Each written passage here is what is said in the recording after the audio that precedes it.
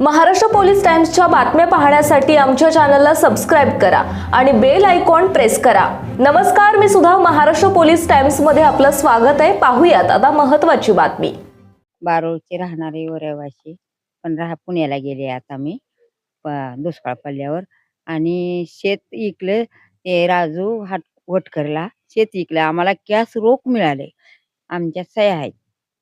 बरं, तुमच्या भावाचा आरोप आहे ते पैसे पोचले नाहीत म्हणून। नाही पोचलेत पैसे। तरी तक्रार दिल्यावर जिल्हाधिकारी साहेबाला पोलीस स्टेशनला पैसे पोचले नाही आम्ही म्हणून। सगळं 500-500चं बंडल बॅग भरून घेऊन पुण्याला आलता। माझ्या घरात माझंच घर आहे त्यानं त्या माझ्याच घरात त्याला ठेवलंय, कपाटात मोजून त्यानं पैसे ठेवलं आणि पुन्हा बँकेत नेऊन टाकलं। पैसे पोचले ते शेत केले शेत इकलेले पैसे पोचलेत। तुम्ही सह्या पे केल्या सगळ्यांनी? हो, सगळ्यांनी सह्या केल्यात। आम्ही एक बहीण मेली, तिचे नाही सही, तिची तेवढी मेल्यावर काय करायची सही? आमच्या दोघीच्या सह्या आहेत त्या। तुमची तक्रार बिक्रार नाही का? ही तक्रार आंधळा आहे म्हणून आम्ही सोडलं, खाऊ बापडीचं तेच त्याने म्हणून पैसे सगळं क्लिअर केल्यात त्याने। काय त्यांचं नाव तुमच्या भावाचं? मारुती सगट आणि वडिलाचं महादेव सगट। वडिलाची जमीन होती, त्या भाड्याचं नाव होतं तिचं, ह्या दोघांची नाव होती शेतावर। आणि आम्हाला नाका का देईना म्हणून खाऊ बापडीचं त्यानं आम्हाला 50-50 हजार दिले। आंधळा भाऊ आहे, आम्ही कष्ट करतो, आम्ही डोळे साव म्हणलं खाऊ द्या त्यानं तरी।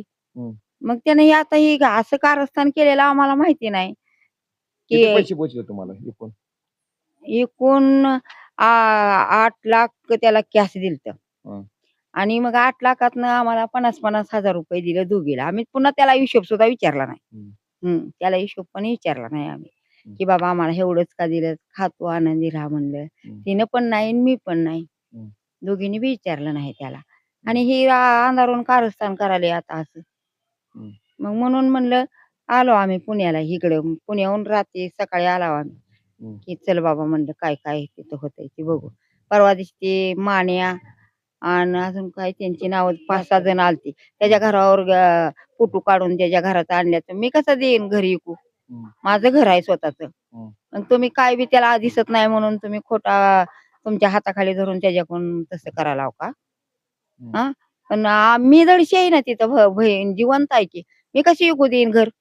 कब्जा कशी बसू देईन? त्यांचा कब्जा माझ्यावर, आमचे 3 बहीण भावंडाव, आमच्या तिघाच्या मध्ये चौथ्याने यायचं नाही, एवढं माझं म्हणणं आहे बघा। शेवटी काय कवाड पैसे पोचले, ती जमीन एकलाव आम्ही महिन्याने सह्या केला इथं तहसीलीमध्ये, पैसे घेऊन गेले आणि नाही म्हणून असरा धंदा करू लागले। घेणाऱ्या पार्टीवर आरोप घालला तुमचा भाऊ पैसे पोचले नाही म्हणतोय ना? कसं पोचलं नाही? मी आहे की तिथं सह्या आहे की तहसीलीमध्ये। तहसीलीमध्ये तहसीलदार साहेबांनी विचारले मला पैसे पोचले ते का? पोचले ते 8 लाख ह्याला दिलंय, त्याच्यातले 50-50 हजार मला आणि बहिणीला दिले। मग उगं कसं सह्या करते, पैसे देणार ते सह्या करते का कोण? आमच्यावर विनाकारण आरोप करून 2 केसेस केल्या, ती कोर्टातून ही करून आणली, आम्ही निर्दोष सुटला आणि आमच्यावर विनाकारण प्राणघात हल्ला बी केला आणि स्वतः त्यांनी मध्ये येऊन स्वतःच मारून घेऊन आणि स्वतःच आमच्यावर परत अजून केसेस करायला गेला। त्यासाठी आम्ही निर्दोष सुटला, कोर्टाने आम्हाला बेल दिली। आम्हाला म्हणजे मान्य शासकीय अधिकारी, शासकीय कर्मचारी, भूमी अभिलेख आणि मग कलेक्टर ऑफिस, तहसीलदार ऑफिस यांनी इतकं सहकार्य केलं आम्हाला, त्याचं एकदम सत्य म्हणजे सत्य। मी प्रॉपर्टी पत्नीच्या नावाची वडळा येथील उत्तर सोलापूर ह्याच्यामध्ये होती जमीन 4 एकर, ती विक्री करून मी 3 एकर जमीन घेतली। मान्य तहसीलदार साहेबांना मी परिपूर्ण विचारणा केलं असताना सध्या त्यांनी म्हणले बाबा शिलिंगची जमीन आहे, तुला एवढा टॅक्स भरावा लागेल। मी 14.25 लाख रुपये कलेक्टर ऑफिसला टॅक्स भरून मान्य जिल्हाधिकारी तहसीलदारच्या ह्याच्या लेटर प्रमाणे सगळे डॉक्युमेंट क्लिअर करून घेतले। नंतर ह्यांनी माझा नंतर रद्द केला की बाबा हे बागायतचं नाही, हे कोरडवाई क्षेत्र आहे, कोरडवाई नाही, हा बागायत क्षेत्र आहे। विहीर असताना तिथं विहीर एकदम हो मान्य आहे।